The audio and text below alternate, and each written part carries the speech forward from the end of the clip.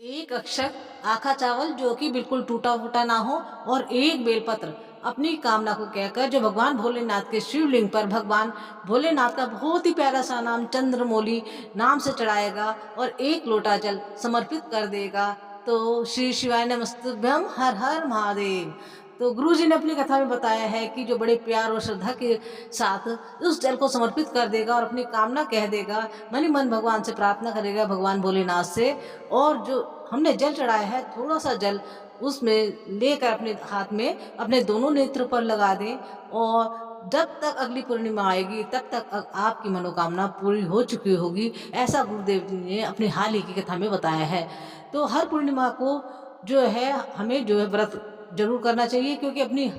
हर पूर्णिमा का जो है अलग-अलग महत्व होता है। तो पूर्णिमा के कितने व्रत करने चाहिए इसके बारे में भी शास्त्रों में पूरा वर्णन किया गया है। स्कंद पुराण में भी इसके बारे में बताया गया है और स्वयं श्री कृष्ण भगवान ने द्वापर युग में माता यशोदा को बताया था कि किस-किस को ये व्रत करने चाहिए। वैसे तो आप इसके व्रत को आजीवन भी कर सकते हैं, लेकिन अपने घर की सुख समृद्धि के लिए, खुशहाली के लिए गुरुजी कहते हैं कि हर नारी को पूर्णिमा का व्रत अवश्य करना चाहिए, जो अपने घर में सुख समृद्धि चाहती है, खुशहाली चाहती है और ये चाहती है कि उसकी संतान या उसका पति किसी संकट में ना आए, कोई बड़ी बीमारी ना लगे, तो उसे ये व्रत ज़रूर करना चाहिए। तो पूर्णिमा के कुछ उपाय गुरुजी ने बताए हैं, जो कि आपको कर लेने चाहिए। उसमें क्या है कि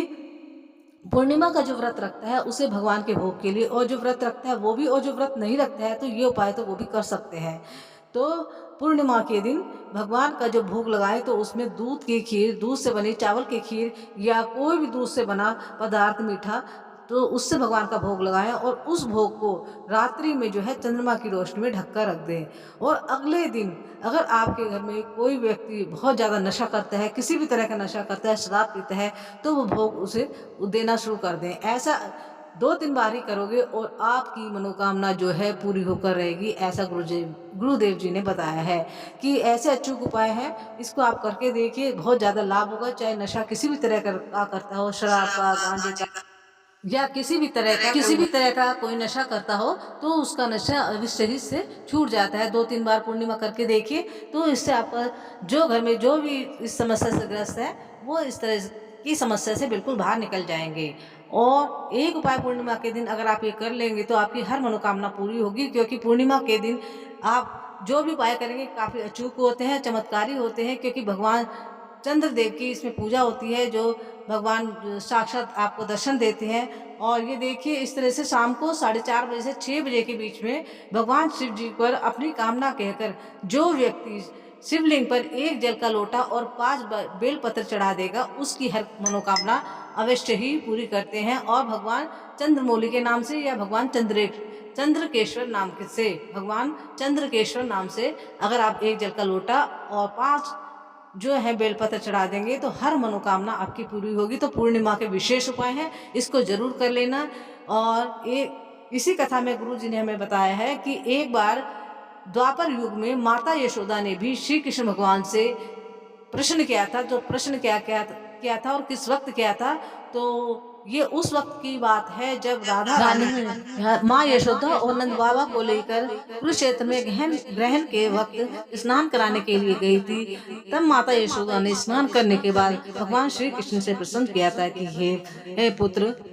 जो स्त्री वैधव्य नहीं चाहती है, जिस स्त्री का पति या पुत्र बहुत भयंकर बीमारी से ग्रस्त हो, या कोई ऐसा उपाय बताइए जिससे कि किसी भी स्त्री का पति या पुत्र किसी भी बीमारी से ग्रस्त ना हो और उसके घर में खुशहाली आए। और तो उस स्त्री को क्या करना चाहिए, उसे पूर्णिमा के कितने व्रत करने चाहिए। तब भगवान कृष्ण ने स्वयं श्री माता राधा जी से, श्री माता यशोदा मैया से कहा था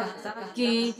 स्त्री को पूर्णिमा के 32 व्रत करने चाहिए, और जो स्त्री पूर्णिमा के 32 व्रत करती है तो उसके घर में सुख सौभाग्य समृद्धि की वृद्धि होती है, और वह स्त्री कभी वैधव्य को प्राप्त नहीं होती, और उस स्त्री के पुत्र या पति कभी भयंकर बीमारी से ग्रस्त नहीं होते। तो इस उपाय को पूर्णिमा के दिन जो व्यक्ति कर लेगा, उसके घर में सुख समृद्धि का वास हो जाएगा। तो ये पूर्णिमा का बहुत ज्यादा महत्व है, इसलिए शिव पुराण के माध्यम से जो ये उपाय है गुरु जी ने बताए हैं, इनको जो कर लेगा तो उसके जीवन उन्हें कभी कोई कठिनाई नहीं आएगी। और एक उपाय और बताए हैं कि पूर्णिमा के दिन जो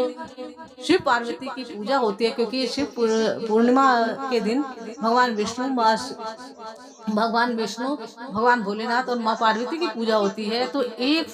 सफेद फूल और एक जल का लोटा जो भगवान की शिवलिंग पर भगवान चंद्रेश्वर के नाम से अर्पित कर देगा, तो उसके घर में स्थायी लक्ष्मी का वास हो जाएगा। तो ये छोटे छोटे से उपाय हैं, आपको जरूर कर लेने चाहिए। और वीडियो जरा भी अच्छी लगी हो, ज्ञानदायक हो, तो मेरे चैनल को जरूर सब्सक्राइब करें, लाइक कमेंट और शेयर भी करें। श्री शिवाय नमस्तुभ्यम। हर हर महादेव।